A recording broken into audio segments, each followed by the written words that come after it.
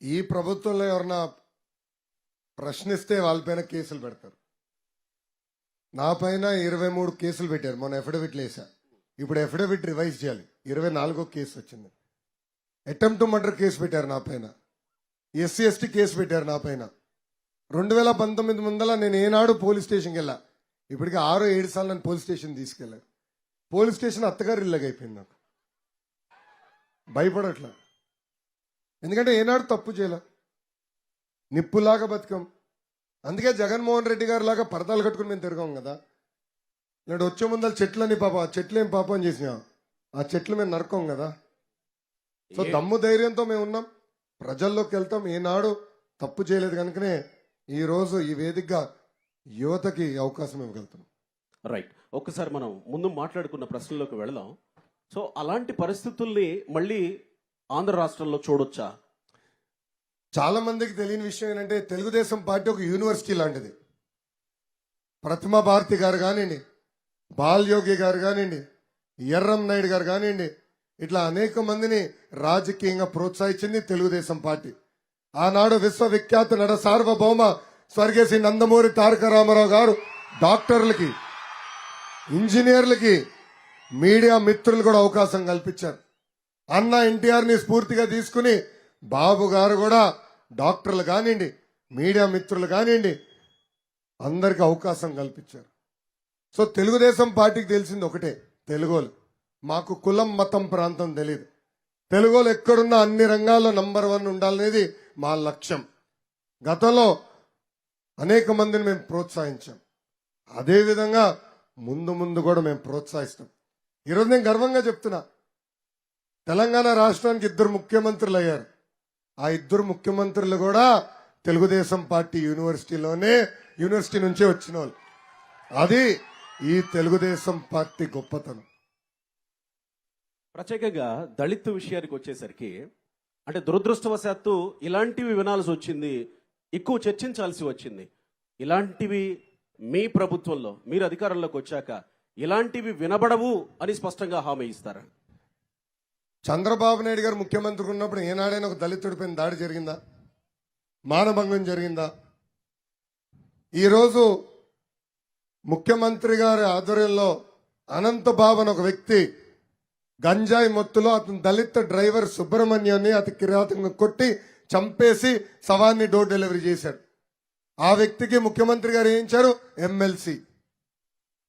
మొన్న బస్ యాత్ర వస్తే ముఖ్యమంత్రి గారు పక్కనే నుంచుంటాడు. అంటే సమాజానికి ఏం చెప్పదలుచుకున్నారు? చిత్తూరు జిల్లాలో ఓం ప్రతాప్ అనే కుర్రోడు కల్తీ మద్యం గురించి ఒక వీడియో పెట్టినందుకు రాత్రి అక్కడ ఉన్న పాపాల పెద్దిరెడ్డి అతన్ని చంపేసి శవాన్ని కూడా పంపించాడు. అంటే అడుగడుగున దాడులు జరుగుతున్నాయి. ముఖ్యమంత్రి గారి ఆధ్వర్యంలోనే, అంటే ముఖ్యమంత్రి గారు చుట్టూన్నోలే ఇలా దాడులు చేస్తే ఇంకా రేపు మన భవిష్యత్తు ఎలా ఉంటుంది? చంద్రబాబు నాయుడు గారు ముఖ్యమంత్రిగా ఉన్నప్పుడు ఏనాడు ఒక దాడి జరగల. చంద్రబాబు నాయుడు గారు ముఖ్యమంత్రి ఉన్నప్పుడు దళిత సోదరులకి 27 సంక్షేమ కార్యక్రమాలు తీసుకొచ్చారు. ఒక విద్యనే తీసుకుందాం, దళిత సోదరుల కోసం best available school fee reimbursement, PG fee reimbursement. దళిత బిడ్డలు విదేశాల్లో చదవాలంటే విదేశీ విద్య కూడా తీసుకొచ్చిన వ్యక్తి చంద్రబాబు నాయుడు గారు. అది దళితుల పట్ల తెలుగుదేశం పార్టీకి ఉన్న చిత్తశుద్ధి. రైట్, ఒక్కసారి మనం క్వశ్చన్స్ తీసుకుందాం. మీరు ఒకసారి కూర్చుంటే ఒకసారి వాళ్ళ నుంచి క్వశ్చన్లు తీసుకునే ప్రయత్నం చేద్దాం. మోషన్ క్రియేట్స్ ఎమోషన్, తిరుగుతూ ఉండాలి.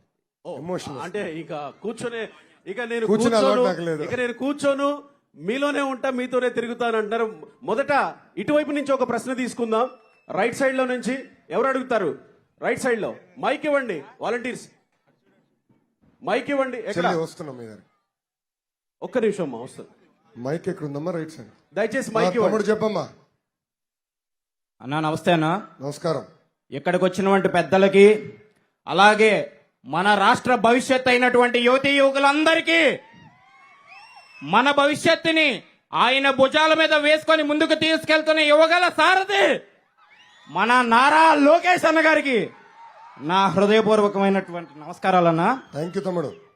అన్న, అయితే ఇక్కడ ముందుగా నేను చెప్పాలనుకుంటుంది ఏంటంటే, ఈ 420 ముఖ్యమంత్రి, ఈ దగా ముఖ్యమంత్రి, ఈ ఖైదీ నంబర్ 6093 చేసినటువంటి మా యువతీ యువకులకు తీసుకొచ్చినటువంటి పరిస్థితి గురించి చర్చించడానికి 5 నిమిషాలు కాదు కదా, 5 గంటలైనా సరిపోయినటువంటి పరిస్థితి ఈరోజు నెలకొంది. అయితే అన్న, నాకున్నటువంటి సమయంలో నా దగ్గర ఉన్న సమస్యని నేను మిమ్మల్ని అడుగుతాను. ముందుగా ఏంటంటే అన్న, నా పేరు శేషవర్ధన్ నాయుడు అన్న. నేను బెంగళూరు అమెజాన్ అనే ఒక ఎంఎన్సీలో ఒక ఐటీ జాబ్ చేస్తూ ఉన్నాను. అయితే నేను నా ఆఫీసులో ఉన్నటువంటి ఒక తరుణంలో నలుగురు నా కొలీగ్స్, ఒకరిది కేరళ, ఒకరిది తమిళనాడు, ఒకరిది తెలంగాణ, ఒకరిది తెలంగాణ, నేను. ఓకే, అయితే ఒక్కొక్కరికి ఒక్కో రాజధాని ఉంది. ఈ ముగ్గురు కలిసి నన్ను అడిగారు. ఏమని అడిగారు అయ్యా అంటే, నీ రాజధాని ఏంటి అని అడిగారు. నా దగ్గర సమాధానం లేదు. 3 రాజధానులు అన్నారు, లేదు. అయితే అది అయిపోయింది. యువకులకి ఇన్ని సమస్యలు ఉన్నాయి కదా, ఇవేమీ పరిష్కరించకుండా ఇంకేమీ లేనట్టు ఈ మనిషి ఏం తీసుకొచ్చాడయ్యా అంటే, ల్యాండ్ టైటిలింగ్ యాక్ట్. మాకున్నటువంటి తమ్ముడు ప్రశ్న అడగమ్మా. అదే అన్న అడుగుతున్నా, ఇక్కడికి వస్తున్నా. నా పేద సోదరుడు ఒకడు ఉన్నాడు అన్న, ఒక పేద రైతు కుటుంబం అయింది. ఒక్క అరెకరం మాత్రమే భూమి ఉంది వాళ్ళకి. ఆ అరెకరం భూమి కూడా లేకపోతే వాళ్ళ జీవితం ఏమవుద్ది అనేటువంటి ఒక కంగారుతో గుండె పట్టుకొని వాళ్ళ కుటుంబం మొత్తం దిగ్భ్రాంతికి గురై ఉన్నారన్న. వాళ్ళ పరిస్థితి ఏంటి? మా భూములకు రక్షణ ఉందా లేదా, మా భూములు సేఫా కాదా అని నా క్వశ్చన్ అన్న. పొరపాటున మళ్ళీ ఇంకొక అవకాశం ఈ ప్రభుత్వానికి ఇస్తే, నేను మీ బిడ్డని కదా, మీ భూమి నాదని లాక్కుంటాడు. డౌట్ వద్దు. అందుకే ఎక్కడికి వెళ్ళినా మీ బిడ్డని అంటున్నాడు. రేపు వచ్చి చెప్తాడు తల్లి, మీ బిడ్డని కదా, మీ భూమి నాది అంటాడు తల్లి. చంద్రబాబు నాయుడు గారు చాలా స్పష్టంగా చెప్పారు. తెలుగుదేశం, జనసేన, భారతీయ జనతా పార్టీ ప్రభుత్వం ఏర్పడిన 2వ సంతకం ల్యాండ్ టైటిలింగ్ యాక్ట్ రద్దు చేసే సంతకం. పాత విధానం తీసుకొస్తాం. పట్టాలపైన జగన్మోహన్ రెడ్డి ఫోటో ఉండదు. గతంలో ఎట్లయితే భూ హక్కులు కల్పించామో ఆ విధానమే అమలు చేసే బాధ్యత మన ప్రభుత్వం తీసుకుంటుంది. అని తమ్ముడు, ఒకే రాష్ట్రం, ఒకే రాజధాని, జై అమరావతి. Next question. మరో ప్రశ్న తీసుకునే ప్రయత్నం చేద్దాం. ఇటు నెక్స్ట్ రో నుంచి వస్తాను. మీ దగ్గరికి వస్తాం. నెక్స్ట్ రో నుంచి ఇస్తారు మైక్ ఇస్తారు. ఎవరు మైక్ ఇవ్వండి దయచేసి. వాలంటీర్స్ చెప్పమ్మా. అడగండి, ప్రశ్న అడగండి దయచేసి. చెప్పు తమ్ముడు. అన్న, గ్లాస్ టు మీట్ యు అన్న. నా Nice పేరు నివాస్. నా ఫస్ట్ ఓటు హక్కు ఈసారే వచ్చిందన్న. నా ఓటు చాలా విలువైంది, ముఖ్యమైనది కాబట్టి నా ఓటు వినియోగించుకుంటా.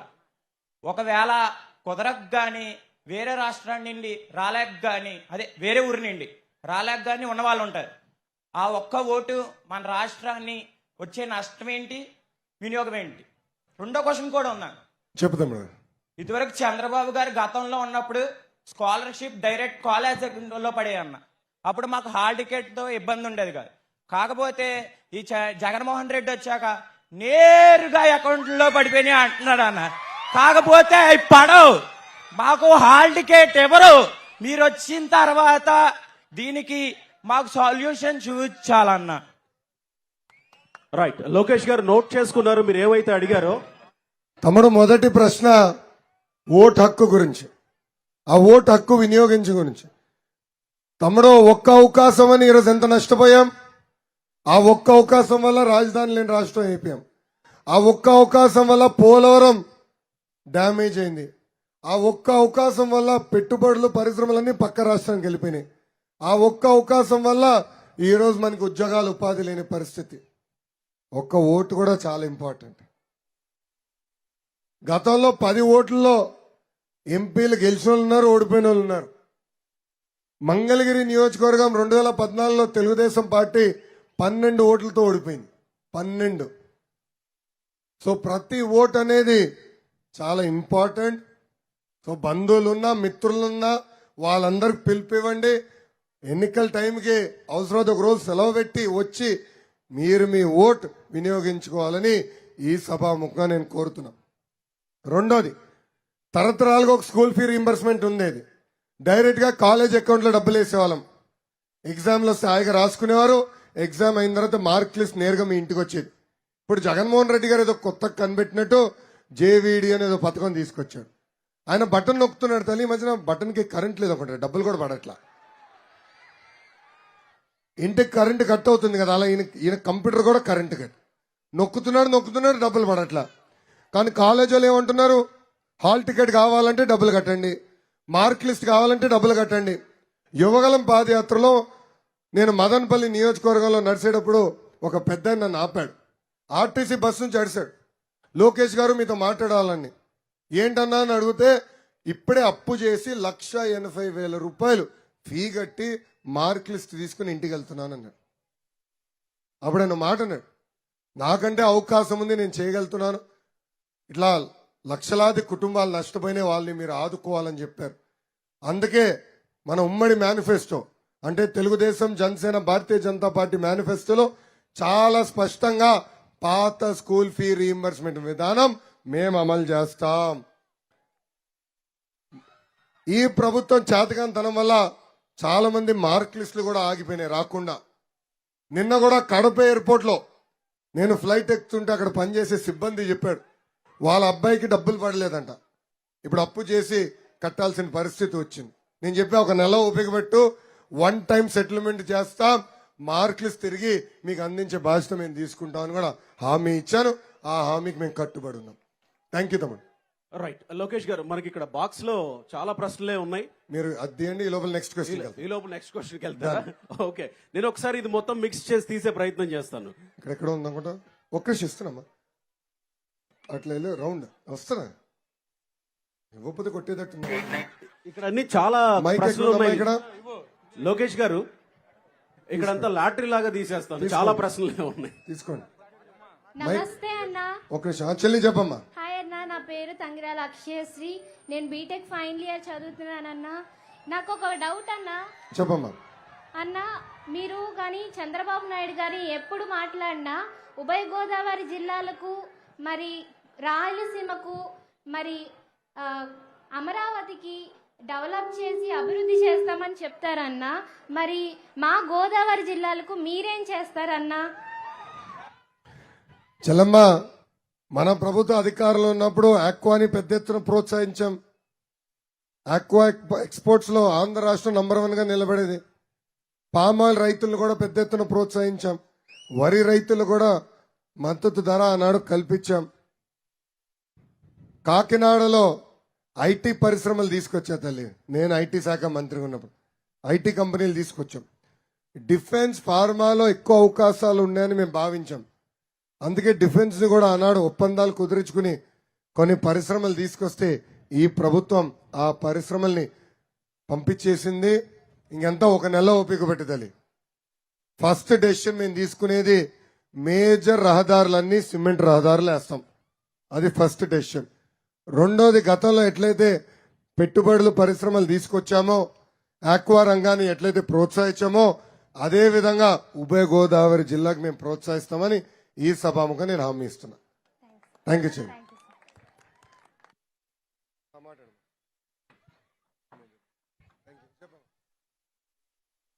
హాయ్ అన్న, నా పేరు చాందిని చెప్పమ్మా. అన్న, ఇప్పుడు ఈ ప్రభుత్వంలో లేని విద్యారంగంలో మార్పులు మన తెలుగుదేశం ప్రభుత్వం వచ్చాక అవి ఎలా అయితే విద్యారంగంలో చేంజెస్ అనేవి వస్తాయో నాకు తెలుసుకోవాలన్నా అన్న. చాలా మంచి ప్రశ్న అమ్మా. థ్యాంక్ యూ అన్న. ఫస్ట్ కేజీ నుంచి పీజీ వరకు కరికులం ని రీవ్యాంప్ చేయాలి, బలోపేతం చేయాలి. ఈరోజు మీరు చూస్తే ఈ ప్రభుత్వ అధికారులకు వచ్చిన తర్వాత మహిళల పైన దాడులు పెరిగినాయి. కేజీ నుంచి పీజీ వరకు మహిళల్ని గౌరవించాలనేది ఫస్ట్ మనం చేయాలి. రెండోది, ప్రభుత్వ పాఠశాలల్లో హార్డ్వేర్తో పాటు సాఫ్ట్వేర్ అంటే ఉపాధ్యాయులు నియమించాలి. ఈ ప్రభుత్వం ఒక జియో తీసుకొచ్చి స్కూల్స్ రేషనలైజేషన్ పేరుతో విద్యని మనకు దూరం చేశారు. ఆ జియోని రద్దు చేస్తాం. ఉపాధ్యాయులు పెండింగ్ పోస్టులని భర్తీ చేస్తాం. ఉపాధ్యాయులకు అవసరమైతే స్కిల్ అప్గ్రేడేషన్ ఎవ్రీ ఇయర్ చేస్తాం. పెద్ద ఎత్తున వాళ్ళ ద్వారా ఈ చేంజ్ వచ్చిన కరికులం కూడా పకడ్బందీగా అమలు చేసే బాధ్యత మేము తీసుకుంటాం. దాంతో పాటు best available school fee reimbursement, PG fee reimbursement, విదేశీ విద్య లాంటి పవిత్రమైన కార్యక్రమాలు తిరిగి మన ప్రభుత్వం ప్రారంభిస్తుంది. అన్న రెండో ప్రశ్న ఏంటంటే ఉద్యోగాల భర్తీ అన్న. ఇప్పుడు ప్రస్తుతం అసలు రాష్ట్రంలో ఒక్క ఉద్యోగం కూడా లేదన్న. అవునమ్మా. ఆ ఉద్యోగం లేక చాలా మంది చనిపోతున్నారన్న. అలాగే తెలుగుదేశం ప్రభుత్వం వచ్చాక ఆ ఉద్యోగాల భర్తీ అనేది ఎలా ఉంటదన్న, ఎలా ఉపాధి అనేది కల్పిస్తారన్న మీరు? అమ్మా, తెలుగుదేశం పార్టీ ఎప్పుడు అధికారంలోకి వస్తేనే, ఎప్పుడు అధికారంలోకి వచ్చినప్పుడే డిఎస్సీలు చేశాం. అన్న ఎన్టీఆర్ గారి దగ్గర నుంచి బాబు గారి వరకు మీరు చూస్తే వీళ్ళిద్దరి మధ్యన 11 డిఎస్సీలు చేశారు. దాదాపు 1,50,000 అనుకుంటా పోస్టులు భర్తీ చేశారు. మొన్న కూడా బాబు గారు ముఖ్యమంత్రిగా ఉన్నప్పుడు 2 సార్లు డిఎస్సీ ఇచ్చారమ్మా. చంద్రబాబు నాయుడు గారు ఇప్పటికీ స్పష్టంగా హామీ ఇచ్చారు, మన ప్రభుత్వం అధికారంలోకి వచ్చిన తొలి సంతకం మెగా డిఎస్సీ పైన ఉండబోతుంది. నంబర్ 1. నంబర్ 2, ప్రతి సంవత్సరం సింగిల్ జాబ్ క్యాలెండర్ ఇస్తాం. ఇప్పుడు ఏమవుతుంది, ఒక్కొక్క డిపార్ట్మెంట్ ఒక్కొక్కసారి ప్రభుత్వ పోస్టులు విడుదల చేస్తున్నారు. దానివల్ల మీరు పేపర్లో ఎత్తుక్కోవాల్సి వస్తుంది, ఎక్కడున్నారో పోస్టులు ఎక్కడ పోయినా, లేదంటే వాట్సాప్ లో చదువుతాం, మిత్రులు చెప్తారు. ఈసారి అటు చేయదలుచుకోవాలి.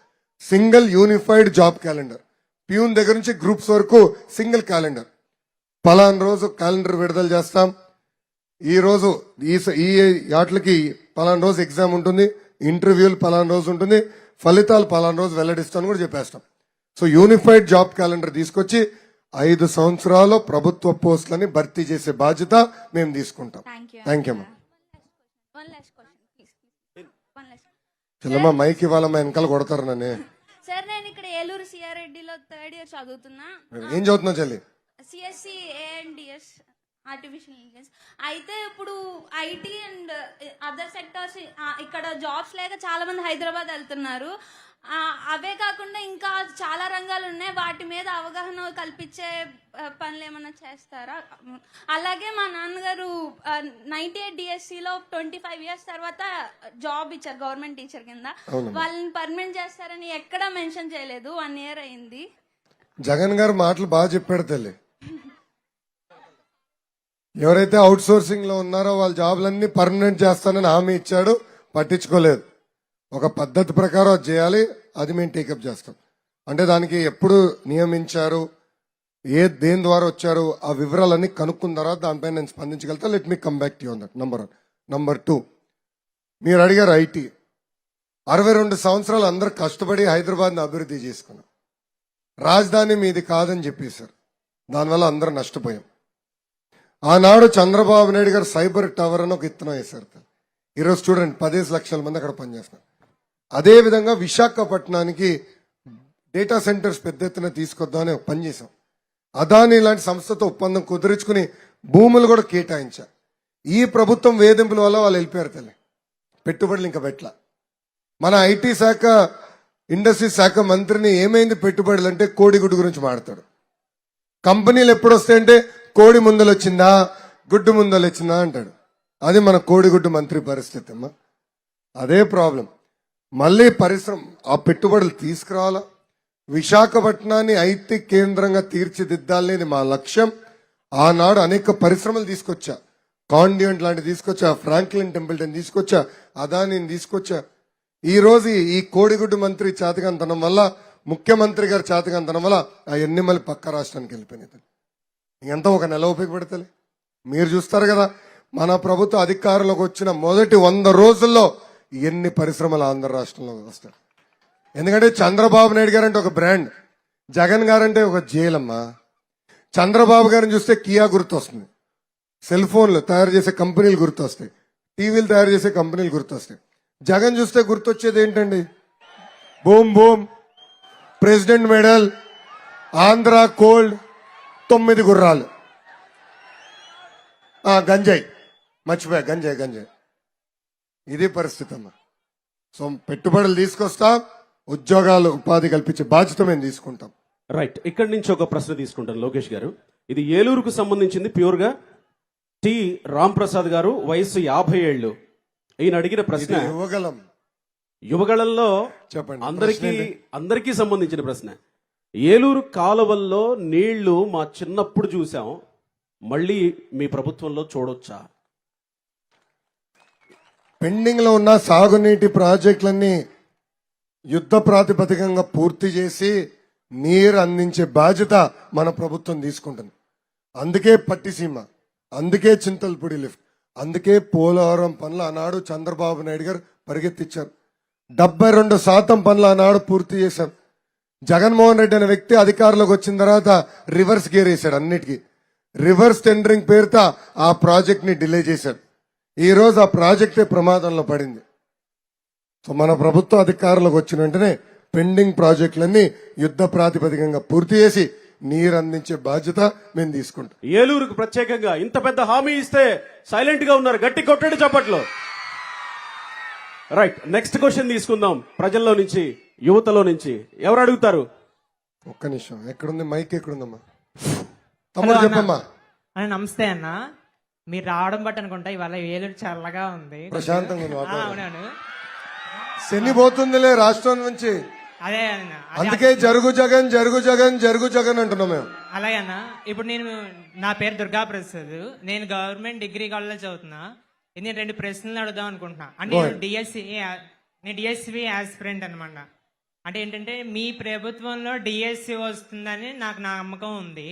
అంటే ఏంటంటే మేము టీచర్లు అయిన తర్వాత మా యొక్క పిల్లలకి సరైన పౌష్టికాహారం అందించగలమా అనే డౌట్ ఒకటి వచ్చింది. ఎందుకంటే ఇప్పుడున్నటువంటి గవర్నమెంట్లో సరైనటువంటి ఆహారం అందించలేక ఎంతో మంది పిల్లలు ఏమవుతుందంటే వాళ్ళు ఏదో ఒక విధంగా అస్వస్థతకు గురి అవుతున్నారు. కాబట్టి మీ ప్రభుత్వం వస్తే గనక దాన్ని ఏమైనా మార్పు చేసే అవకాశం ఉందా? రెండవ ప్రశ్న, మీరు గోదావరి జిల్లాలను అభివృద్ధి చేస్తామని అన్నారు, అలాగే చాలా వరకు చేశారు కూడా. కానీ మా ప్రశ్న ఏంటంటే ఏలూరులోని ఉన్నత విద్య యొక్క అభివృద్ధి ఎంతవరకు ఉంది? మెయిన్ ఎగ్జాంపుల్ తీసుకుంటే కనుక ఏలూరులోని గవర్నమెంట్ డిగ్రీ కాలేజీకి ఇప్పటికీ భవనాలు లేవు. అలాగే విద్యార్థులు ఏంటంటే మరుగుదొడ్లు మరుగుదొడ్లు కూడా లేకుండా అలా 1/2 కిలోమీటర్ దూరం వెళ్ళి డబ్బులు కట్టి పబ్లిక్ వాష్రూమ్స్ వాడాల్సి వస్తుంది. ఈ సమస్యలకు మీరు ఏమైనా పరిష్కారం ఇచ్చి అలాగే హామీ ఇస్తారా? మొదటి ప్రశ్న, డిఎస్సి స్పష్టమైన హామీ ఇచ్చా. చంద్రబాబు నాయుడు గారు తొలి సంతకం మెగా డిఎస్సి పైన ఉండబోతుంది. ఫస్ట్. రెండోది, మీరు మెస్ గురించి మాట్లాడారు. ఈ ప్రభుత్వం అధికారంలోకి వచ్చిన తర్వాత మెస్ ఛార్జీలు పెంచలా, కాస్మెటిక్ ఛార్జీలు పెంచలా, కానీ ఖైదీలకి రావాల్సిన డబ్బులు మటుకు పెంచారు తల్లి. ఈ ప్రభుత్వం ఖైదీలకి ఇచ్చే గౌరవం కూడా మనకి ఇవ్వట్లేదు తమ్ముడు. ఈ సమస్య ఉంది. మెస్ ఛార్జీలు పెంచాలి, మెరుగైన ఆహారం అందించాలి. ఆ విధానం గతంలో అమలు చేశాం, మళ్ళీ మేము తీసుకొస్తాం. రెండోది. మూడోది, మీరు అడిగారు ప్రభుత్వ డిగ్రీ కళాశాలకి సొంత భవనాలు లేదని నా దృష్టికి తీసుకొచ్చారు. ఈ సభాముఖంగా హామీ ఇస్తున్నా, మన ప్రభుత్వ అధికారంలోకి వచ్చిన మొదటి 3 సంవత్సరాలు శాశ్వత భవనాలు కట్టించి ఆ కాలేజీకి అందజేసే బాధ్యత మీ లోకేష్ తీసుకుంటారు. ఇంకో క్వశ్చన్ తీసుకుందాం ఆడియన్స్ లో నుంచే. అన్న హాయ్ అన్న. అమ్మా, ఆడవాళ్ళేం ఆడుతున్నారమ్మా? అన్న చెప్పు హాయ్ చెల్లి, అన్న. ఇస్తానమ్మా. నెక్స్ట్ ఇస్తాను, మీకు ఇస్తాను. చెప్పమ్మా చెల్లి. నా పేరు మౌన్విత అన్న. నేను డెంటల్ డాక్టర్గా వర్క్ చేస్తున్నానన్న. ఇప్పుడు మేము ఏంటంటే 5 సంవత్సరాలు కష్టపడి పనిచేయాలన్నా. పేషెంట్స్ నొప్పి అని వస్తే మేము ఆదుకునే వృత్తిలో ఉన్నాము. కాకపోతే ఏంటంటే గవర్నమెంట్ పోస్టులు మాకు ఇచ్చేది 2 అన్న. అవి రిజర్వేషన్లో ఫిల్ అయిపోతున్నాయి, మా వరకు రావట్లా. ఇప్పుడు మీ ప్రభుత్వం అధికారంలోకి వస్తే మీరు మాకు ఏ విధంగా సహాయం చేస్తారన్నా? అలాగే ఈ ప్రభుత్వంలో నేను ఏ విధంగానూ సాటిస్ఫైడ్ గా లేనన్నా. మీరు ఏమైనా సాటిస్ఫైడ్ గా ఉన్నారా? నా ఉద్దేశంలో ఈ ప్రభుత్వం ఫెయిల్ అయింది, ఇది పాస్ అవ్వలేదు. మీరేమనుకుంటున్నారన్నా? ఇది పాస్ అయింది అనుకుంటున్నారా, ఫెయిల్ అయింది అనుకుంటున్నారా? మీ ఒపీనియన్ ఏంటో నాకు చెప్పాలన్నా. అందరూ చెప్పండి, గట్టిగా చెప్పండి. తాడేపల్లి కొంపవరకు ఇంపడాలి. నాకున్న ఇన్ఫర్మేషన్ మేరకు జగన్మోహన్ రెడ్డి గారు స్కూల్లోనే ఫెయిల్ తల్లి, కాలేజీలో ఫెయిల్ తల్లి, ప్రతిపక్ష నాయకుడిగా ఫెయిల్, ఇప్పుడు ముఖ్యమంత్రిగా ఘోరంగా failure. No second thought about it. ఈరోజు మీరు చూస్తే అడుగడుగున ప్రజలు ఇబ్బందులు ఎదుర్కొంటున్నారు. నిత్యావసర సరుకుల ధరలు పెరిగినాయి, ఉద్యోగాలు ఉపాధి లేదు, రైతుల ఆత్మహత్యలు పెరిగినాయి, బడుగు బలహీన వర్గాలపైన దాడులు పెరిగినాయి, కార్పొరేషన్కి ఇవ్వాల్సిన నిధులు ఇవ్వరు, ఉద్యోగాలు ఉపాధి కల్పించరు, చాలా ఇబ్బందులు ఎదుర్కొంటున్నాం. అందుకే చెప్తున్నా ఈ ప్రభుత్వం 100% ఒక ఫెయిల్యూర్ ప్రభుత్వం. నంబర్ 1. రెండోది డెంటల్ గురించి మీరు చెప్పారు చెల్లి. ఇది నిన్న కూడా ఒక సభలో నా దృష్టికి తీసుకొచ్చారు. ఇది రాజంపేట సభలో ఒక చెల్లమ్మ నా దృష్టికి తీసుకొచ్చింది. మొత్తం వివరాలు నేను కనుక్కోవాలి చెల్లి, నాకు సబ్జెక్ట్ మీద అంత అవగాహన లేదు. Let me understand it, then I will respond on that issue. ఎందుకంటే ఏదంటే అది హామీలు ఇస్తే నేను కూడా పరదాలు కట్టుకుని తిరగాలి. ఆ కోరిక నాకు లేదమ్మా. కొంచెం మొత్తం డీటెయిల్స్ కనుక్కున్న తర్వాత ఈ ఇష్యూ పైన నేను స్పందిస్తాను.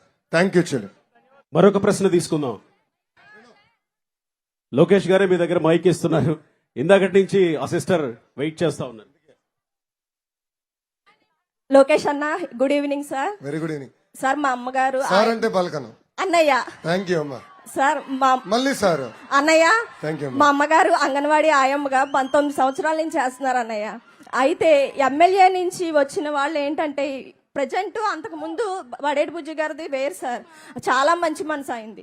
అయితే ఇప్పుడున్న ఎమ్మెల్యే బట్టి ఏంటంటే వాళ్ళు కీప్గా ఉన్న ప్రజల్ని, ఆడవాళ్ళు 3 నెలలు జాయిన్ అయిన వాళ్ళు కూడా టీచర్గా ప్రమోషన్ ఇస్తున్నారు సార్. మా అమ్మ 19 సంవత్సరాల నుంచి ఆయమ్మగానే ఉంది సార్. అలా ఎంతో మంది అమ్మ అలాగే ఉంటున్నారు సార్. ఆయమ్మలో ఎటువంటి ప్రమోషన్ లేదు, ఆ వెట్టి చాకరీతో తక్కువ జీతంతో చాలా సతమతం అవుతున్నారు సార్. మీరు మీ గవర్నమెంట్ అంటే మన గవర్నమెంట్ సార్ వచ్చిన తర్వాత మా అమ్మగారు లాంటి వాళ్ళు ఎంతో మందికి మీరు చేయూతనివ్వాలి సార్. లేకపోతే వాళ్ళు ఎంతో ఇంకా రిటైర్మెంట్ అయ్యేంత వరకు కూడా ఆయమ్మగానే ఉండిపోతారు సార్. ఇంకోటి సార్, మా ఏలూరులో కార్పొరేటర్లు ఆగడాలు ఇంత అంతా కాదు సార్. జుజ్జువరపు రమేష్ అని అరుంధతిపేట కార్పొరేటర్ సార్, అతని పేరు నోట్ చేసుకోండి సార్. 30 నుంచి 40 ఇల్లులు కబ్జా చేసి, మాకు వచ్చిన ఇల్లులు కబ్జా చేసి ఇది నా ఇల్లు, ఎవడేం పీక్కుంటాడో పీక్కోండి అని అంటే సార్ 3 సంవత్సరాలు ఎమ్మెల్యే గారు చుట్టూ తిరిగాను సార్. తిరిగితే పరిష్కారం అవ్వలేదు సార్ ఆ సమస్య. గడప గడపకు వచ్చినప్పుడు ఆల్నాని గారికి చెప్తే ఆల్నాని గారు ఏమన్నారో తెలుసా సార్, వాడిని వెంటనే అరెస్ట్ చేసేయండి అన్నారు సార్. అది ఎందుకు అన్నారు, ప్రజలందరూ ఉన్నారు కాబట్టి షోయింగ్ ఇవ్వడానికి అలా అన్నారు సార్. కానీ తర్వాత మళ్ళీ మామూలే సార్, మళ్ళీ వెళ్ళాం పార్టీ ఆఫీస్ చుట్టూ. మీరు తెలుగుదేశం పార్టీ కార్యకర్తలు కదా, మీ నాన్నగారు ప్రసాద్ గారు తెలుగుదేశంలో తిరుగుతారు కదా, మాకెందుకు మీకెందుకు ఇవ్వాలి, మేము ఇవ్వం, మీ చేతనైన పని చేసుకోండి అన్నారు సార్. అలా మాకు ₹1,00,000 దాకా లోన్ కూడా పడ్డాయి సార్. లోన్ పట్టి ఇల్లు కట్టుకున్న దాన్ని తాళం వేసి కబ్జా చేశాడు సార్. మరి అటువంటి కార్పొరేటర్లకి ఈ ఎమ్మెల్యే అండగా ఉంటే ఇలాంటి ఎమ్మెల్యేని మీరు గెలిపిస్తారా? చండగారిని గెలిపిస్తారా? ఖచ్చితంగా టీడీపీని గెలిపిస్తేనే మనకు భవిష్యత్తు ఉంటుంది. అందరూ యువత అందరూ ఆలోచించాలి. మన బుద్ధి గారు లాంటి మనస్తత్వం ఉన్న వ్యక్తి చంటి గారు, కాబట్టి అందరూ ఆయన గెలిపించండి. జై బడాది. ఇంకా నేను మాట్లాడాల్సిన అవసరం అయిపోయింది. చెల్లమ్మ నా స్పీచ్ కూడా ఫినిష్ చేసింది. చెల్లి అందుకే ఎర్ర బుక్ ఉందమ్మా. ఎర్ర బుక్ ఇప్పుడు సుప్రీంకోర్టు వరకు వెళ్ళొచ్చింది. నేనేం చెప్పా, ఏ అధికారులైతే చట్టాన్ని ఉల్లంఘించి ఇబ్బంది పెట్టారో, ఏ వైకాపా నాయకులు కార్యకర్తలు చట్టాన్ని ఉల్లంఘించి ప్రజల్ని వేధించారో వాళ్ళందరి పేర్లు పాదయాత్రలు నేను కనుక్కున్నా, ఎర్ర బుక్ లో రాశాను తల్లి. 1 నెల ఓపిక పట్టు, జ్యుడిషియల్ ఎంక్వైరీ చేస్తాం, వాళ్ళపైన కఠినమైన చర్యలు తీసుకునే బాధ్యత మేము తీసుకుంటాం.